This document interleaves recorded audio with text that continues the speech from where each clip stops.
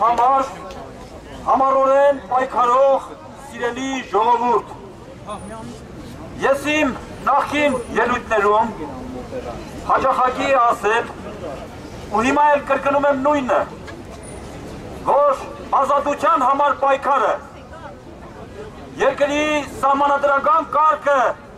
վերականգնելու համար պայքարը, մեզանից գողացված արժանապատվությունը հետ բերելու համար պայքարը ոչնչով չի զիջում Արցախյան ազատամարտից։ Արցախյան ազատամարտը զինադադար չի ունեցել։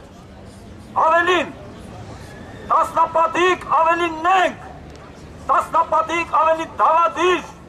ու ստոր տեսքով շարունակվում է նաև այսօր, ավելելով մեր երկիրն ու հոշոտելով մեր ժողովրդին։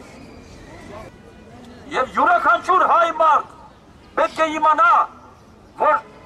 թերկատիպ հայերից երկիրը մաքրելու գործը հենց իր գործն է։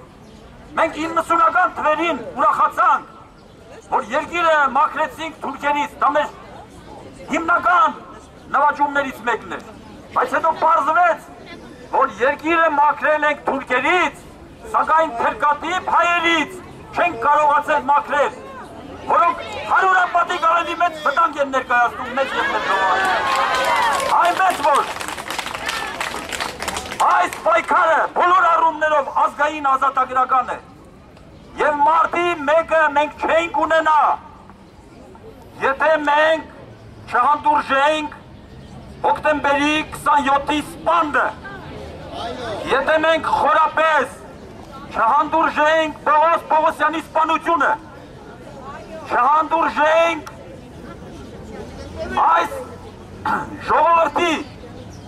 այս երկրի հետ մազաչափ անգամ կապ չունեցող այս թափտպուկների կողմից բազմաթիվ անգամ համապետական ընտրությունների կեղծիքները և դրա արդյունքում մենք ունեցա և հանդուրժեցինք նաև բազմաթիվ այս հանցագործություններ ու մեղսագործություններ, դրա համար ծնվեց մարտի 1-ը և մարտի 1-ին գիշերով թերքավարի ու դավադիր Ռամիլ Սաֆարովների նման սրանք հարձակվեցին ազատության հրապարակում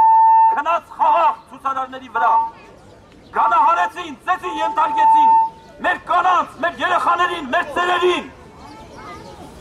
և սպանդի ենթարկեցին մեր ժողովրդին։ Մենք պետք է հետ բերենք մեզանից գողացված արժանապատվությունը և դրա սկիզբը դնում ենք, ինչպես ճիշտ ասեց Արամը, սեպտեմբերի 17-ի